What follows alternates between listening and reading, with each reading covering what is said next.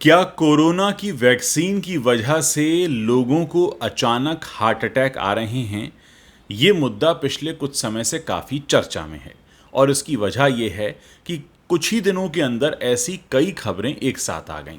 एक खबर आई जिसमें दूल्हा दुल्हन स्टेज पर खड़े थे, दुल्हन वरमाला डालने वाली थी, ठीक वहीं उसी समय उसकी मृत्यु हो गई हार्ट अटैक से। एक वीडियो आया जिसमें घर में शादी का माहौल है और एक जनाब डांस कर रहे हैं, उनके भतीजे की शादी है। वो अचानक डांस करते करते नीचे गिरते हैं और फिर कभी नहीं उठते। एक फिटनेस ट्रेनर की भी इसी तरह से मृत्यु की खबर आई। उसके बाद लोगों ने इसके तार जोड़ने शुरू कर दिए कोरोना की वैक्सीन से।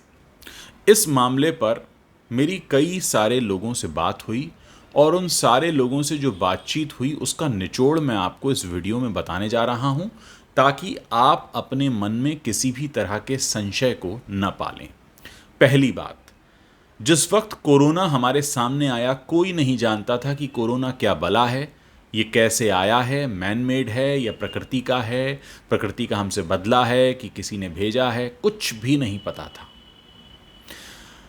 हालत ये थी कि लोग अचानक मर रहे थे, पूरी दुनिया में लोगों की जानें जा रही थीं, जानलेवा बीमारी बनी हुई थी और ये खतरनाक इसलिए भी थी क्योंकि हमें इसके सही कारणों का पता नहीं था। कैसे फैलता है, क्यों अचानक हो जाता है, कैसे रोकें, कोई भी जानकारी नहीं थी। वायरस के बारे में भी बहुत ज़्यादा कुछ नहीं जानते थे। फिर भी किसी तरह इसकी वैक्सीन बनाई गई। वैक्सीन बहुत हद तक कारगर रही, बहुत से लोगों को बचाया जा सका और कम से कम इस स्थिति तक पहुंचाया जा सका कि अगर उन्हें संक्रमण हो भी जाए तो उनकी मृत्यु ना हो।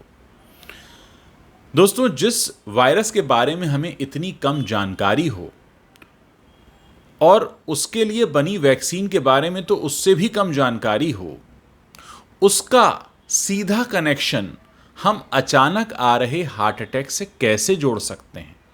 और अगर कुछ लोग ऐसा कर रहे हैं तो हमारे लिए कुछ आंकड़े जानना बेहद ज़रूरी है। अगर हम अपने देश की बात करें तो हमारे देश में 28% से भी ज़्यादा मौतों की वजह हार्ट अटैक होता है। यानी कोरोना से भी घातक रहा है हार्ट अटैक, लेकिन हार्ट अटैक को हम गंभीरता से इसलिए नहीं लेते हैं क्योंकि हमें हार्ट अटैक होने के हर कारण के बारे में पता भी है और हम उसका ख्याल नहीं भी रखते हैं। हमें मालूम है कि अगर हम फिजिकल फिटनेस पर ध्यान नहीं देंगे, रोज़ाना वॉक नहीं करेंगे, हम ज़्यादातर काम मशीनों से लेंगे, बाहर का तला भुना खाएंगे और ऐसी चीज़ें खाएंगे जो हमारे पेट में अपच को बढ़ावा दे या हमारे ब्लड प्रेशर को हाई या लो कर दे, तो हमें हार्ट अटैक की संभावना बढ़ जाती है। क्योंकि हम इन सारे कारणों को जानते हैं, इसलिए हार्ट अटैक हमें डराता नहीं है और हमने ये मान लिया है कि हार्ट अटैक तो बुजुर्गों की बीमारी है। जबकि सच बात यह है कि ये जो 28% मौतें होती हैं हार्ट अटैक से, उसमें 50% मौतें तो 50 साल से कम उम्र वालों को होती आई हैं और उसमें भी 25% का आंकड़ा तो 40 से भी कम उम्र वालों का है। हमने पहले कभी हार्ट अटैक को इतनी गंभीरता से क्यों नहीं देखा?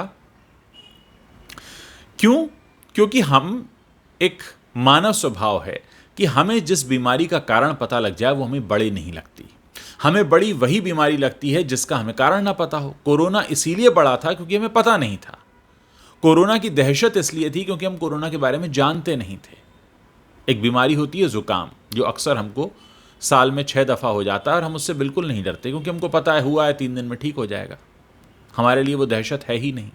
दहशत हमारे लिए वो होती है जो पता नहीं कहाँ से आएगी, पता नहीं कैसे जाएगी, पता नहीं क्यों हो गया, पता नहीं इसका असर क्या होगा। ये जो पता नहीं है, ये हमें हार्ट अटैक से ज़्यादा मारता है।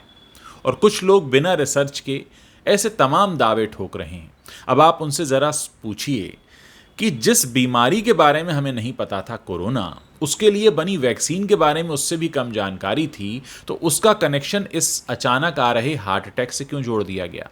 क्या हम इस पूरे मामले को इस तरह से जोड़कर नहीं देख सकते कि ये जो 18 महीने का समय रहा जिस वक्त कोरोना चरम पर था, वैसे तो 24 महीने था लेकिन 18 महीने ज़्यादा चरम पर था, क्या आपको नहीं लगता कि उस वक्त ज़्यादातर लोगों का वज़न बढ़ा, लोगों ने घरों से काम किया, उसके बाद हमारे जीवन का पैटर्न इसलिए भी बदला क्योंकि बहुत से लोगों की नौकरियां गईं, कुछ आधी सैलरी पर काम कर रहे हैं, कुछ इस डर से काम कर रहे हैं कि नौकरी कभी भी जा सकती है।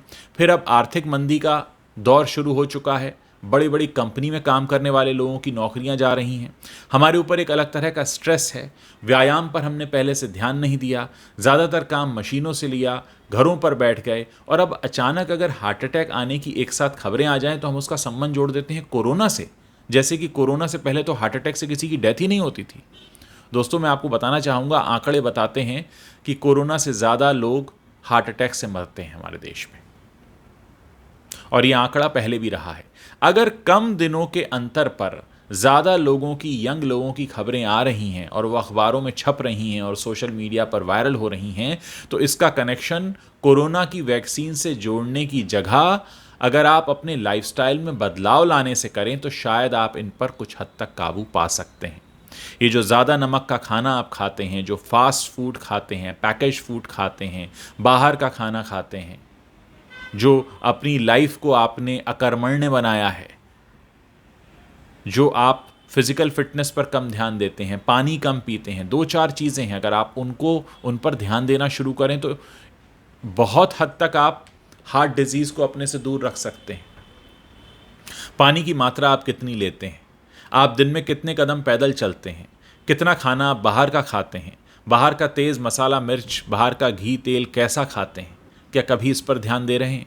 और फिर आजकल के जीवन में जो स्ट्रेस है लोगों को, प्रोफेशनल लाइफ में भी बहुत सा स्ट्रेस है। जैसा मैंने बताया, बहुत से लोगों की नौकरियां जा रही हैं और जिनकी नहीं जा रही उन्हें ऐसा लगता है कभी भी जा सकती है। हमने बहुत से काम मशीनों से लेने शुरू कर दिए हैं, हम बात बात पर एसी ऑन करते हैं, हम बात बात पर पेट्रोल जलाते हैं, तो हमने अपने आसपास एक जहर की दीवार तो पहले ही खड़ी कर ली है।